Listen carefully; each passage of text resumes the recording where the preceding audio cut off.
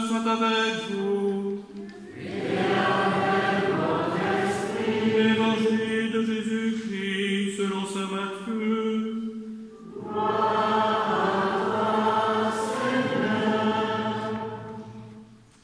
En ce temps-là, Jésus prit la parole et dit : Père, Seigneur du ciel et de la terre, je proclame ta louange.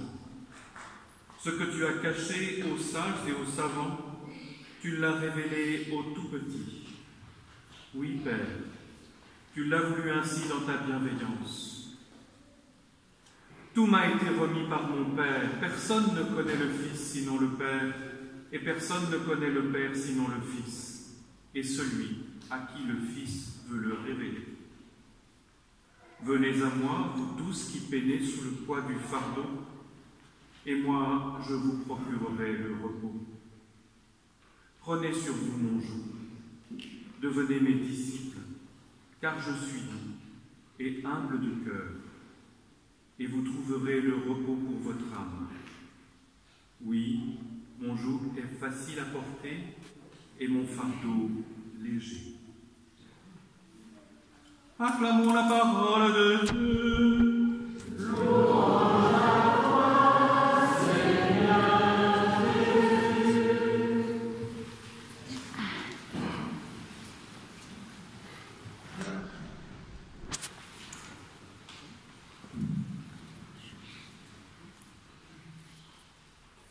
Mes frères et mes sœurs dans le Christ, je crois que je l'ai déjà dit, on peut souvent voir Jésus en train de prier, on peut le voir en train de prier, mais on n'entend pas vraiment ce qu'il dit. En Jean chapitre 17, ce qu'on appelle la prière sacerdotale du Christ, on entend ce qu'il dit. Il prie pour ses apôtres, mais il prie pour nous. Mais aujourd'hui, nous entendons aussi le Christ en train de prier. Père, je te rends grâce. Père, je te loue, car tu sais que tu as caché aux sages et aux savants. Tu l'as révélé aux tout petits. Aux tout petits. Mes frères, mes sœurs dans le Christ, nous devons rendre grâce à Dieu pour ce qu'il est. Jésus est en train de rendre grâce à Dieu pour sa pédagogie. Une pédagogie qui est une pédagogie spéciale, qui est une pédagogie particulière. Dieu se révèle aux tout petits. Il se révèle pas aux plus grands. Non, pas du tout.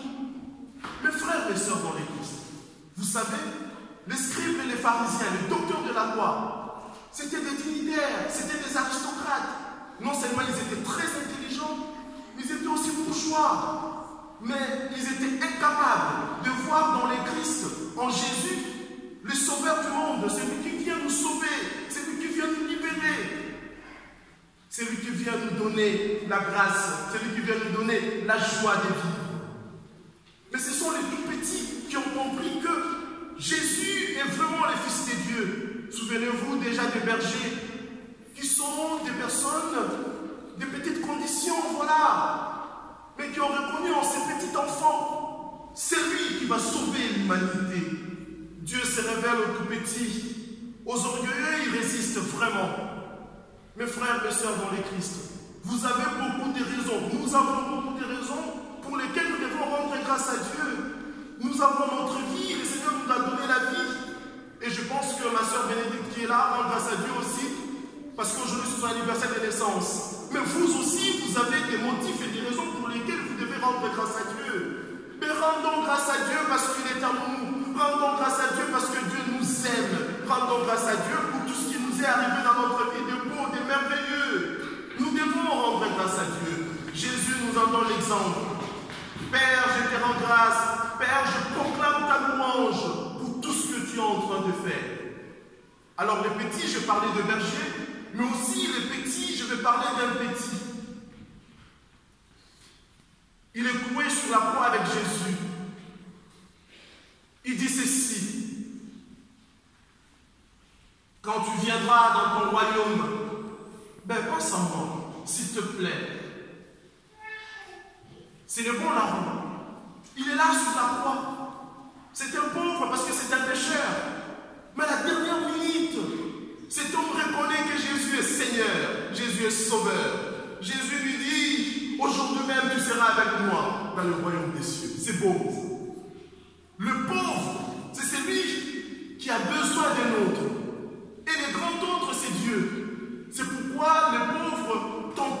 main.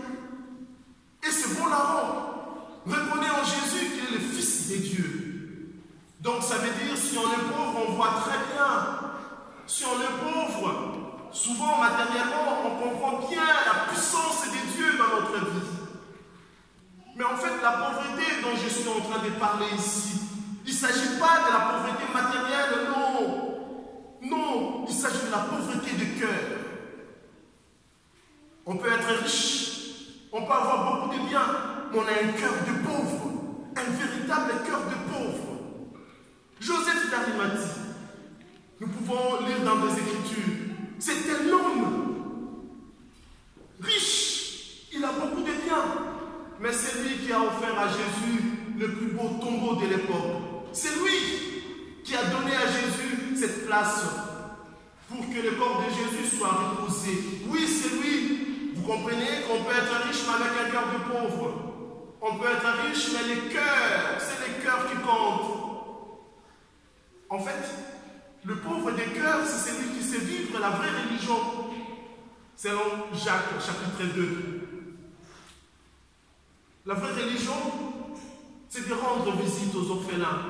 C'est être proche de la veuve. C'est de regarder avec compassion ceux qui souffrent, pouvoir agir. Voilà, il faut agir. C'est cela la vraie religion. Mais on peut aussi avoir une apparence de pauvreté, mais on est très riche intérieurement et donc on est très orgueilleux. Le mauvais larron, bon, ça fait mauvais larron, déjà c'est très mauvais. Donc, le mauvais larron, quand même, le mauvais larron, il est très mauvais parce que déjà il est larron et puis il est mauvais. Le mauvais larron injurie Jésus. Si tu es vraiment le Fils de Dieu, eh ben, tu te sauves et sauve-nous aussi avec toi. On peut être aussi où on peut se dire non, moi je suis pauvre, je n'ai pas beaucoup de biens, c'est vrai, mais intérieurement on est très riche, intérieurement on est tellement orgueilleux, intérieurement on est humble de soi-même. Alors là, Dieu ne peut pas se révéler à vous parce que vous connaissez tout. Dieu ne se montre pas à vous, vous connaissez tout. Les scribes et les pharisiens, ils connaissaient beaucoup de choses. Et surtout, ils savaient très bien que le Messie devait arriver. À part la très sainte Vierge Marie, comme je vous ai dit, à part les bergers. Mais les grands ne reconnaissent pas en Jésus le Fils de Dieu. Même les apôtres, pendant un moment, ils n'ont plus compris. Parce que justement, dans leur cœur, ils ont voulu tout comprendre à partir des catégories rationnelles, des catégories intellectuelles. Non. Pour comprendre les choses de Dieu, il faut une autre dimension de l'intelligence. Il faut la dimension de la foi. La foi, c'est une nouvelle intelligence. C'est l'intelligence renouvelée. Mes frères, mes sœurs dans l'Église, Jésus dit ceci. Celui qui m'a vu a vu le Père. C'est que moi je peux faire, le Père peut le faire aussi. Le Père et moi, nous sommes un. Alors c'est tellement compliqué pour les Juifs. C'est tellement compliqué pour les pharisiens, les docteurs de la loi, de pouvoir bien comprendre ces choses. Parce que Dieu ne peut pas avoir un enfant. Dieu ne peut pas descendre comme ça, c'est pas possible.